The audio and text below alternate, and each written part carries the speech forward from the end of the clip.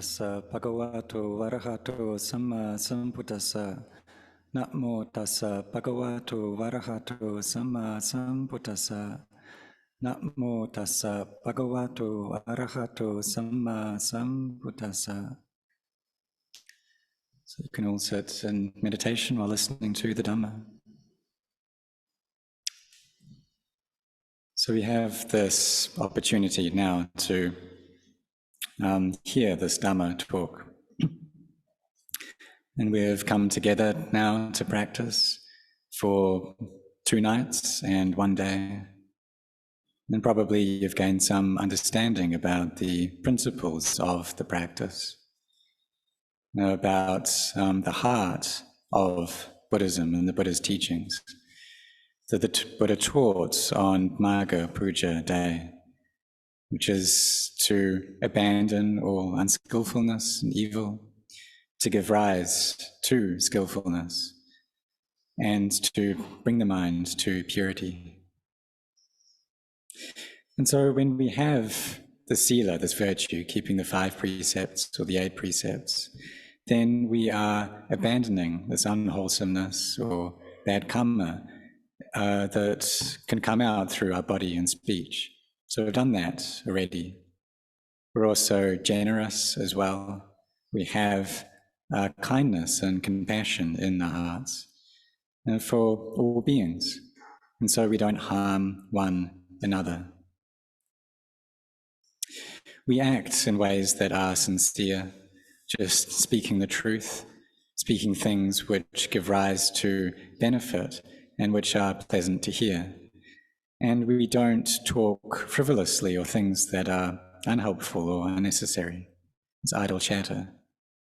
Because if we do that, that's the cause for our samadhi to not be well established. So in keeping the 8 precepts, we also take up the brahmacharya, this way of the holy life or celibacy. So then we're like a Brahma in that case, and a Brahma is one with firmly established samadhi. And this is a quality that they abide in, that they have this joy and happiness there.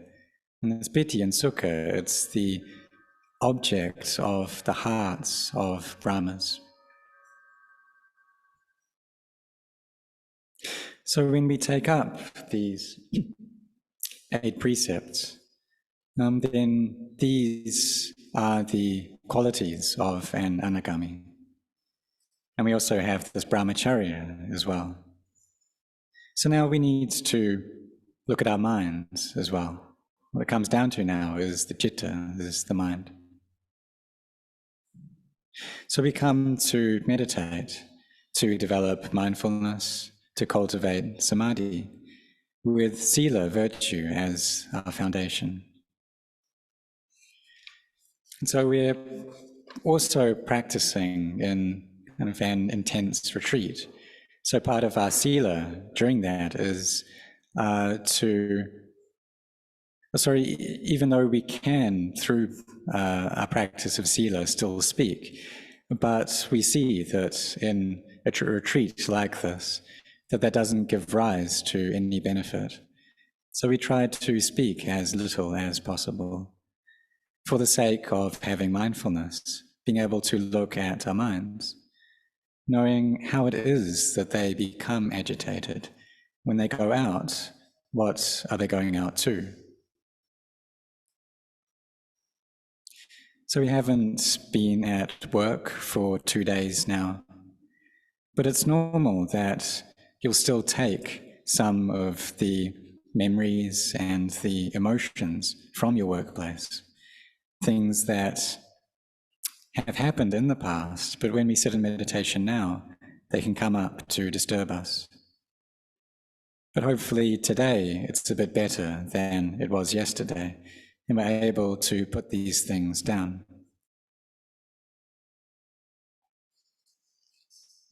So we just bring our minds to be here in this present moment.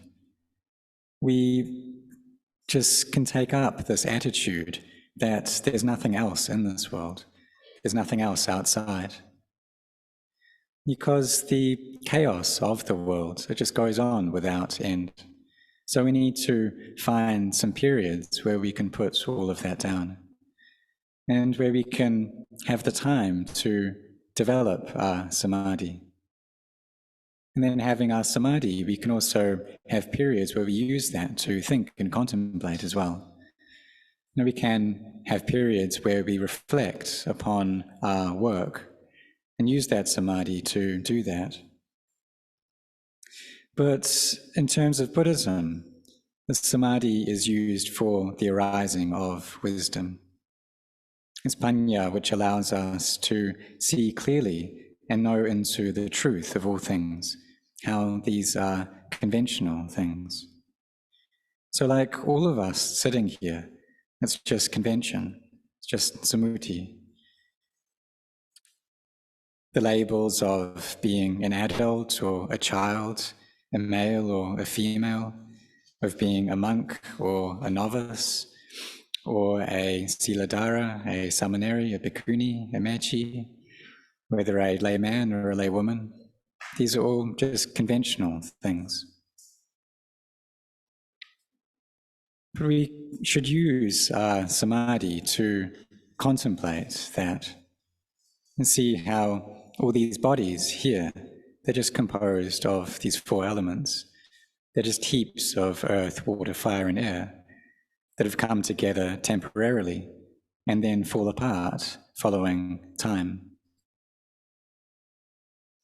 So 100 years in the past, there was none of us were here in this world.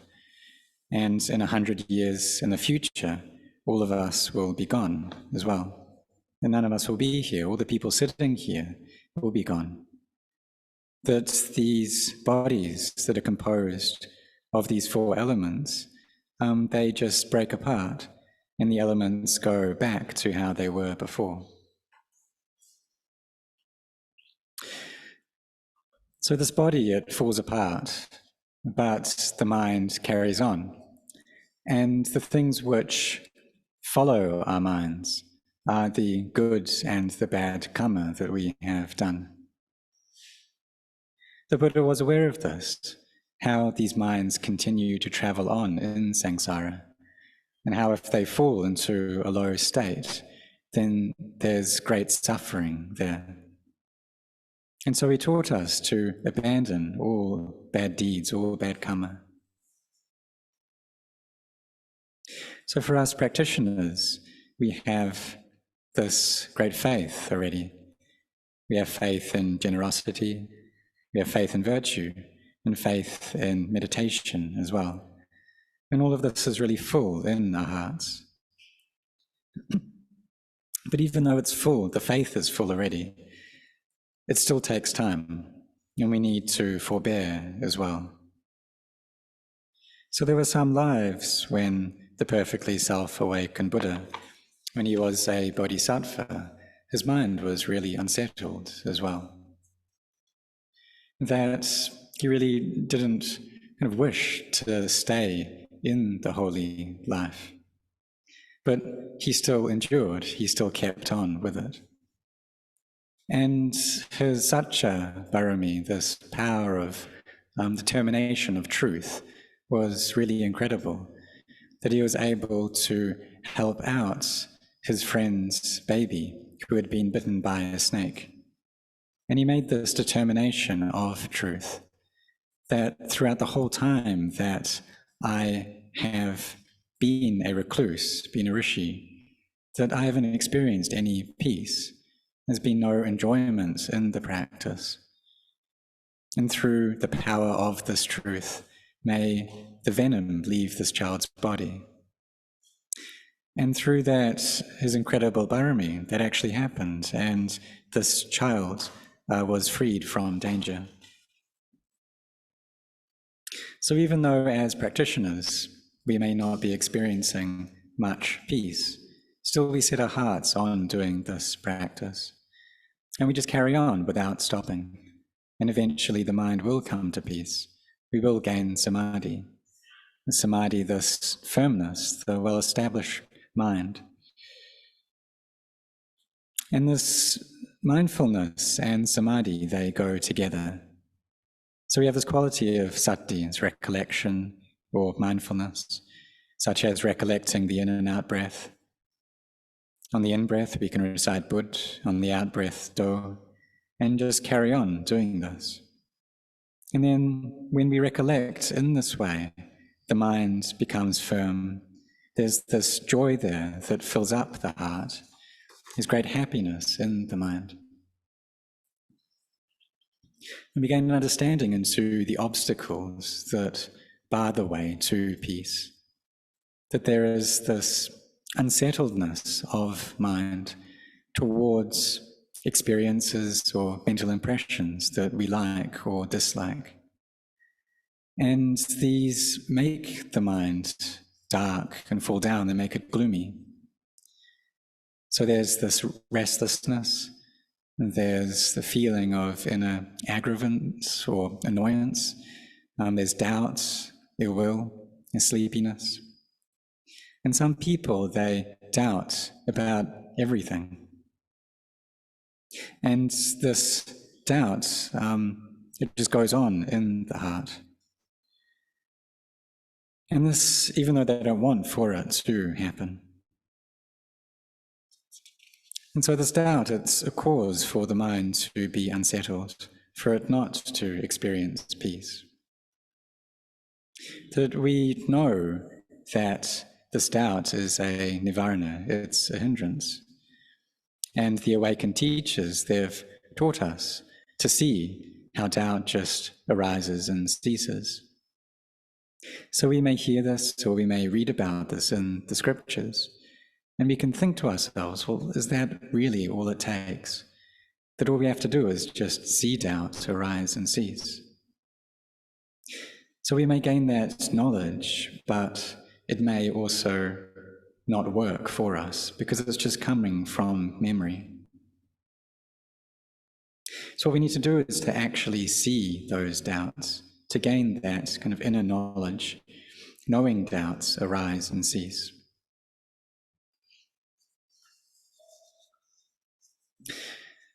And then we can come to contemplate the mind. So when these hindrances have settled down, when they're absent from the mind, then we can contemplate the mind. And this is coming into Citta Nupassana Satipatthana, this foundation of mindfulness over the mind. So if the mind is feeling liking or disliking, if there is darkness or brightness there in the mind, then we know all of that. And we see it all arise and cease, and see it as being merely the mind, that there's no being, no individual, no self, no me, no you. So this is true also for all of the Vedana, these physical feelings that we gain. So whether it's pains that we feel or aches or tiredness, that all of these things that we've experienced in the past, they've ceased already. But we still take it to be me that is experiencing pain, that I am tired. But after no long time, they all just pass away. So where am I then in that experience? It's just a feeling that has arisen, and then it ceased already. That this is something which arises, stays for a while, and ceases, and that's how it normally goes. It's not me, it's not mine. So all physicality and mentality is this way. And when we're able to bring our samadhi to firmness, then there'll be the energy of joy and happiness in the heart. So we keep just one meditation object with us. We bring our minds to one point. So we can recollect emptiness, or we can use metta, that's okay as well. And we just use whatever works to bring our mind to firmness and stillness. And then we contemplate with wisdom to see how things are normal, how they're just natural, how they arise, they stay, and then they cease. And in doing this, we see the Dhamma. And this is just how the Buddha taught Venerable Ajahn Anan. He said that all things that are of the nature to arise are of the nature to cease. And Ajahn Anan mind already had very strong samadhi. And so when he was listening to that teaching, he was contemplating as well, and this wisdom arose. Sila, Samadhi, and Panya all gathered together, and he saw into the Dhamma. And this happened on the day of Asalaha Puja. So we all try to practice in this way, gathering things together, trying to speak very little, sleeping little, watching our minds.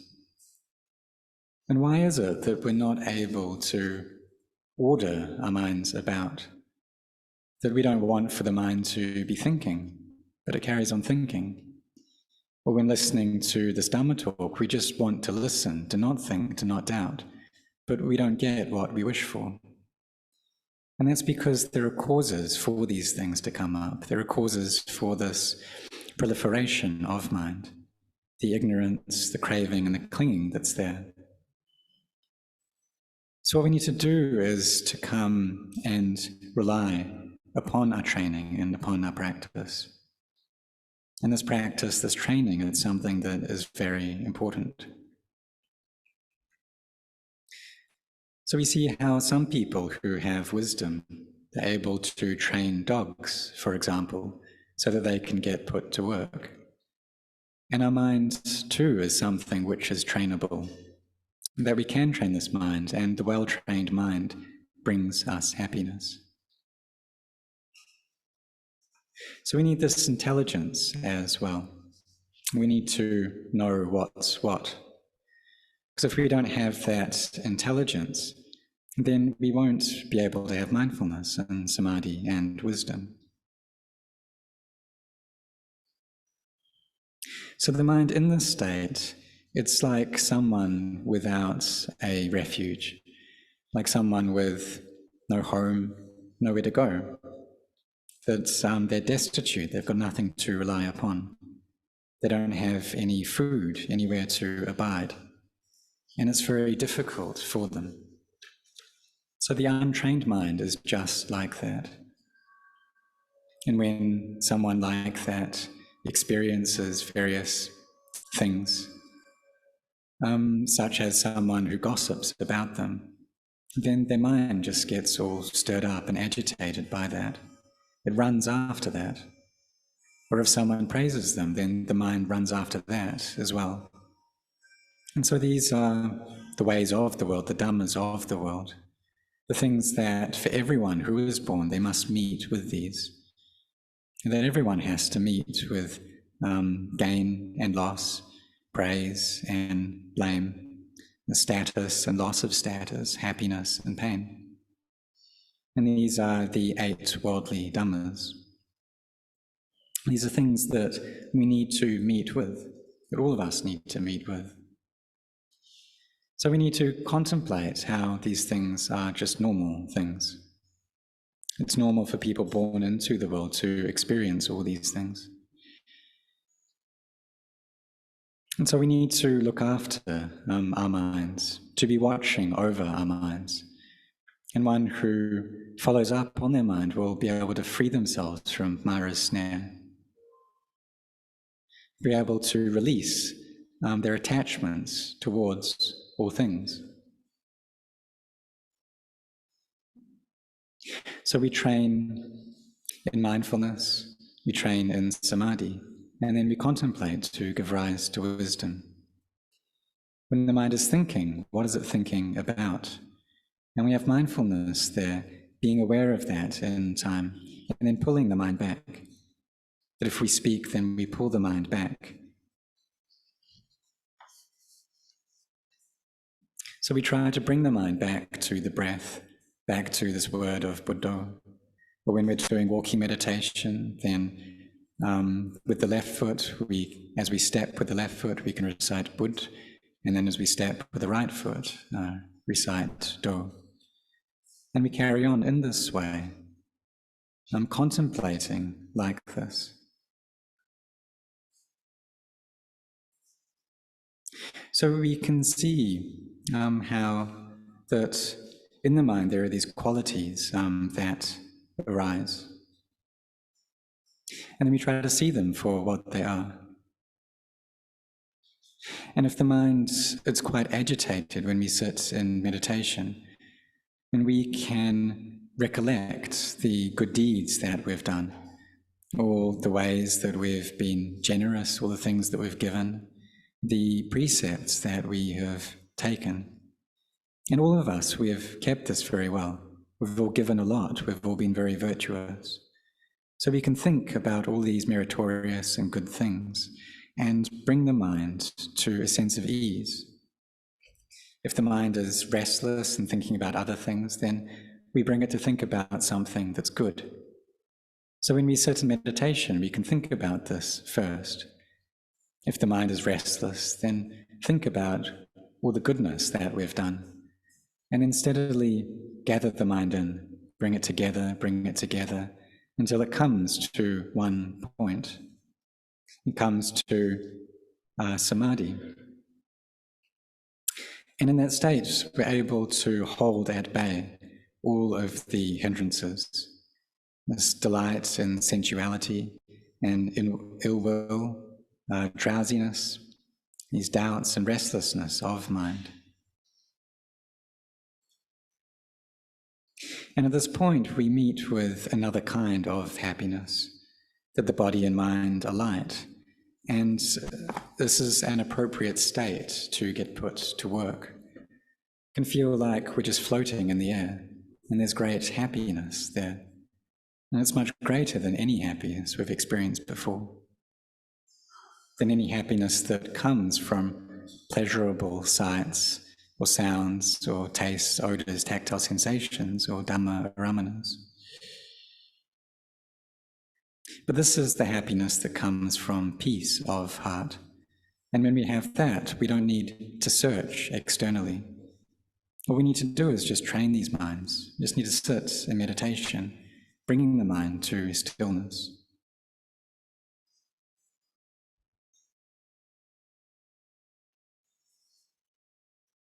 So in doing this, we're walking the marga, walking the path of sila, samadhi, and panya. This is the way that takes us to abandon ignorance, craving, and clinging, to lessen our suffering and experience nirodha, cessation, little by little, through seeing all things as being conventions. And if we can do that, then the mind reaches temporary liberation, a temporary emptiness. And it's really incredible when this appears in the mind.